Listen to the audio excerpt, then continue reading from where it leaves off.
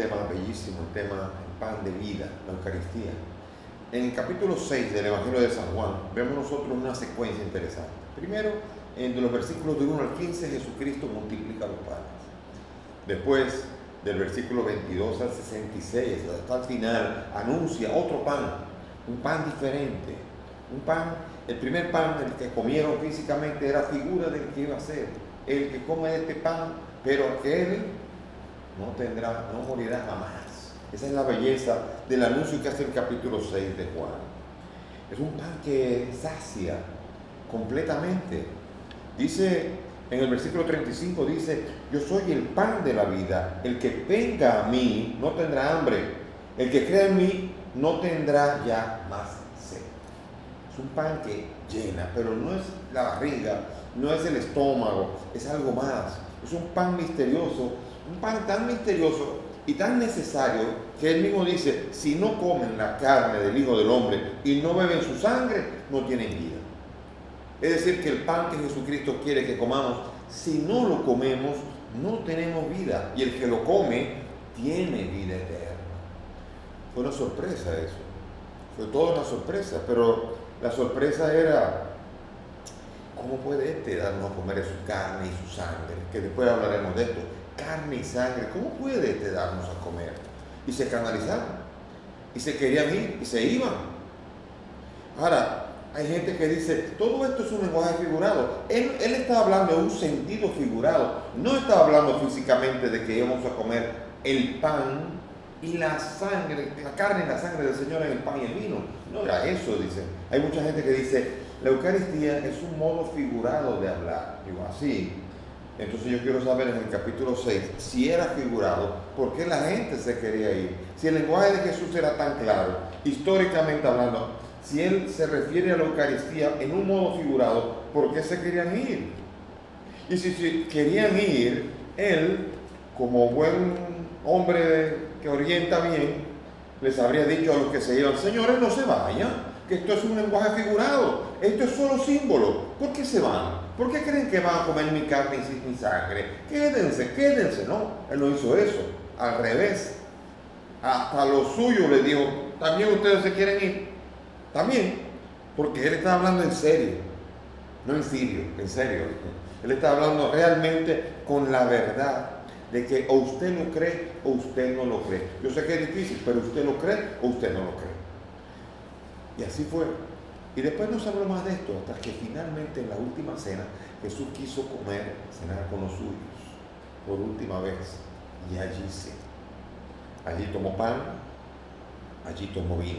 Pan, que en griego artos, y en vino, que es oinos, porque hay gente que es capaz de decir que el vino que se puso allí no era vino, que era jugo de uva. Oinos es ese vino. Este vino vino en la boda de Caná, que todo el que lo bebe al inicio está tan bebido que después le sirven el malo, no importa. Ese oinos es un vino con alcohol, solo que hecho para la fiesta, pan y vino. Y ahora al pan le va a llamar soma, cuerpo. Esto es mi cuerpo. No lo llama sarx, carne, como lo llama Juan. Y después toma el oinos y le dice: esto es mi aima, esto es mi sangre.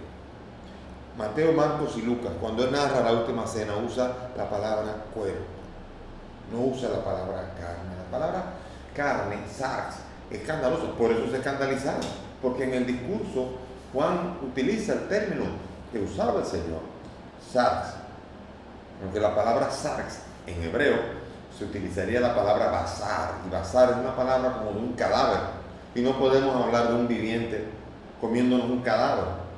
Y por eso en el griego, cuando se presenta el Evangelio, se presenta la palabra cuerpo. Ahora, la palabra original era carne y sangre. Utiliza la palabra el pan y el vino para cambiar con su carne y su sangre.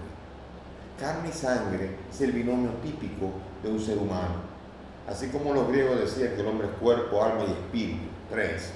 El hebreo decía que el hombre es carne y sangre. Y eso era el binomio natural. Por eso cuando Jesús le dice a Pedro: dichoso tú que esto no te lo ha revelado ni la carne ni la sangre, quiere decir ningún hombre. Carne y sangre es un hombre. Por eso Pablo, cuando dice: la carne y la sangre no heredarán el reino los cielos. Quiere decir que el hombre caduco no podrá heredar. Y por eso también dice en algún momento, porque nuestra lucha no es contra la carne y la sangre, sino contra las potestades celestiales. Efesios 6. Ahí está diciendo que no es contra hombres, es contra espíritus. Y así hay un montón de sitios en donde se utiliza la carne y la sangre para determinar un ser humano. Por eso cuando Jesús presenta su carne y su sangre, presenta todo su misterio. Y elige pan y vino. ¿Por qué? Salmo 104, versículo 15 dice que el pan es el símbolo de la fortaleza y el vino es el símbolo de la alegría. Jesús viene a darnos su carne y su sangre, viene a darnos su fuerza y su alegría. La carne en el mundo judío se comía sin sangre, como dicen ahora, preparado al estilo kosher. Kosher significa el animal desangrado. ¿Por qué? Porque en el Levítico habla muy claramente de la prohibición de comer sangre. La sangre no se puede comer. Es más, el que coma sangre va a morir, porque en la sangre está la vida del animal que uno se come, y mucho menos carne humana. Dice el capítulo 17 de Levítico, versículo 10, si un hombre cualquiera de la casa de Israel come cualquier clase de sangre, yo volveré mi rostro contra el que coma sangre y los exterminaré, porque la vida de la carne está en la sangre, y yo se la doy para hacer expiación en el altar por sus vidas, pues la expiación por la vida con la sangre se hace. Por eso tengo dicho a los israelitas, ninguno de ustedes comerá carne, ni tampoco coma sangre, que el que reside en el medio de ustedes, porque morirá. Por eso me imagino que cuando él dice, el que no bebe mi sangre no tiene vida, y se quedaron así, se querían ir, porque el Levítico dice, no se puede. Claro, porque no se puede comer la carne de un becerro, ni la carne de un hombre pecador, eso no se puede comer. Pero él nos invita a comer su sangre.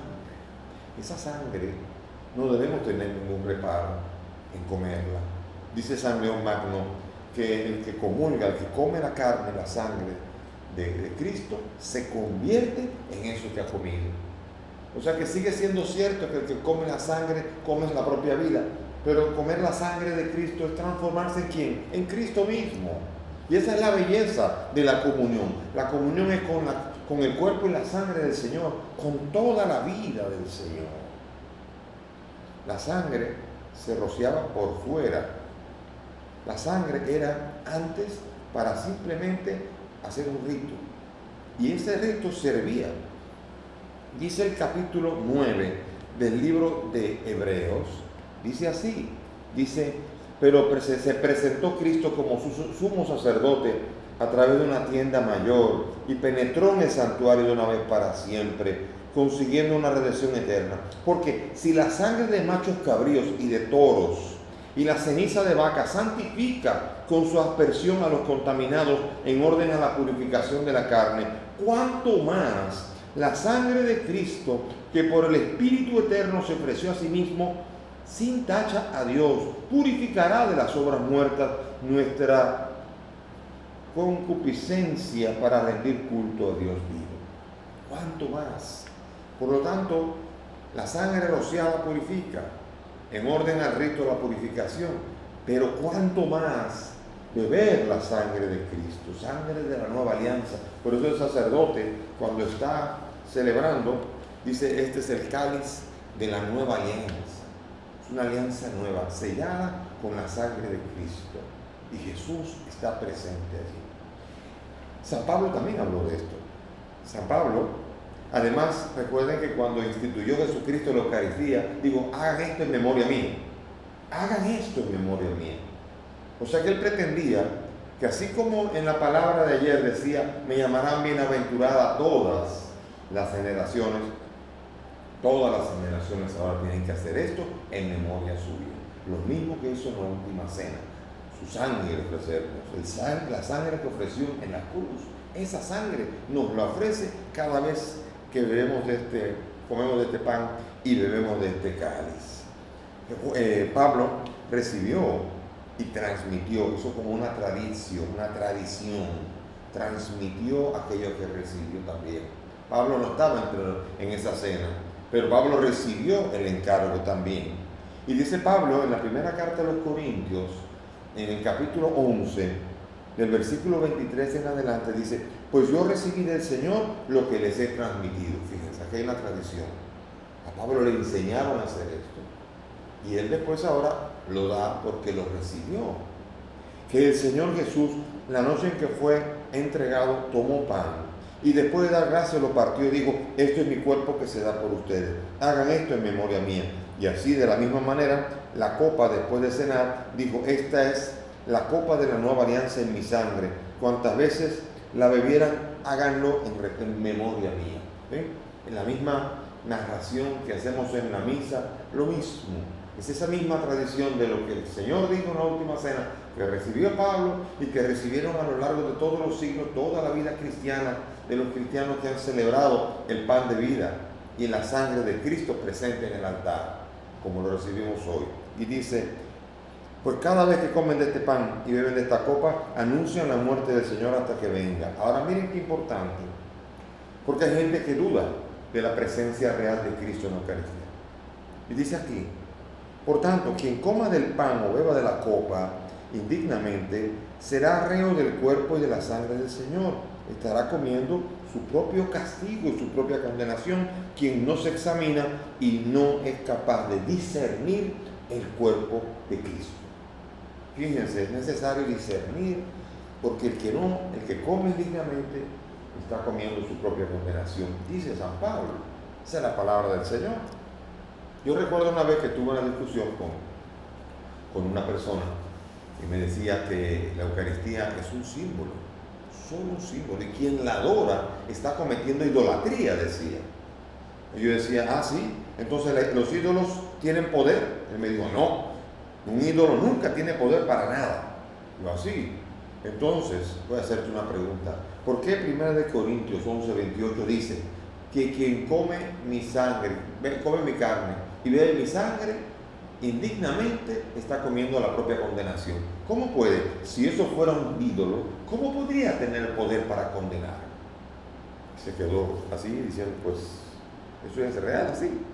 Si fuera un simple ídolo, no podría hacer ningún daño. Una representación, la como o no la como, y es lo mismo.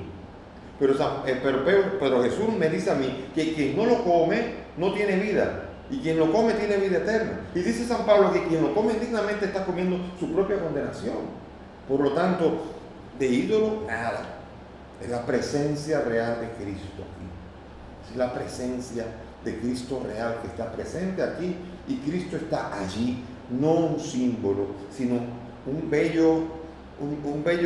bella vivencia que se ha vivido a lo largo de todos los años. Además, se puede adorar y se debe adorar. La adoración eucarística es la prolongación de la celebración del misterio de la misa. Se celebra en la misa. En la misa se transforma el pan y el vino en el cuerpo y la sangre del Señor. Y entonces permanecen allí. Y cuando uno adora, uno está continuando todo el gesto que comenzó a lo largo de la misa. Está haciéndolo y continuándolo a través de la adoración eucarística. Y la distancia no importa. Ahora que estamos en un tiempo con el coronavirus, donde la mayoría no puede estar en misa y está participando de manera espiritual, quiero contarles rápidamente la historia de la evangelización en las islas Kiribati, en el Pacífico. Llegaron unos misioneros y evangelizaron y celebraron la misa, los misioneros Sagrado Corazón, y de allí siguieron otra vez para su territorio, y quedaron tan inflamados los de la isla que llamaban constantemente y le escribieron al obispo que querían que viniera un misionero para celebrar la misa. El obispo les decía que por ahora no tenían ninguno, pero que iban a mandar desde que pudieran. Y así pasaron meses. ¿Y saben lo que pasó? Después de casi 11 meses volvieron a escribirle. ¿Y saben lo que hacían? Los de las islas Kiribati sabían hacia dónde estaba la tierra donde se estaba celebrando la misa.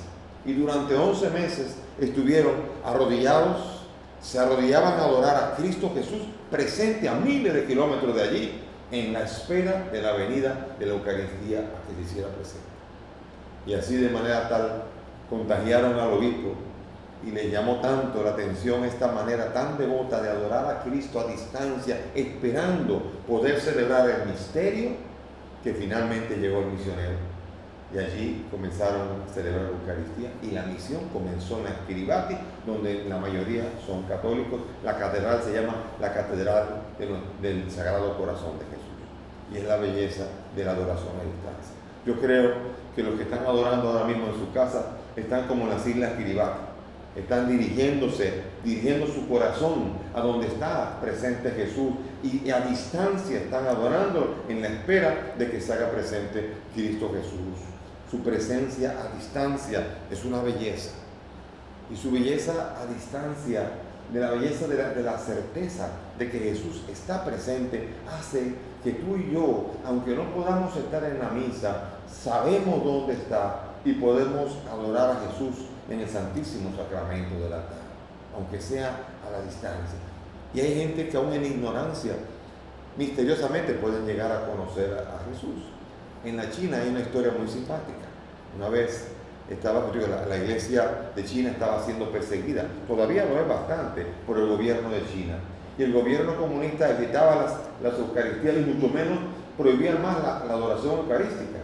Por lo tanto, de manera clandestina, los chinos católicos se iban transmitiendo el Santísimo y por un tiempo un día se dedicaban a adorarlo y después lo pasaban a otro, y lo pasaban a otro, y lo pasaron a otro, y así vivió la iglesia de China en la clandestinidad. Llegó donde una señora y allí estaba adorando el Santísimo, y allí en ese momento ella tenía que irse a hacer una diligencia y no quería dejar a Jesús sacramentado solo. Y la vecina estaba ahí y le dijo, la vecina que no era católica, le dijo, por favor, quédese aquí un rato. Y quédese mirando tranquilamente y yo tengo que volver a hacer una diligencia y vuelvo. Y la china se quedó ahí sin saber qué es lo que estaba pasando, estaba frente a la Eucaristía.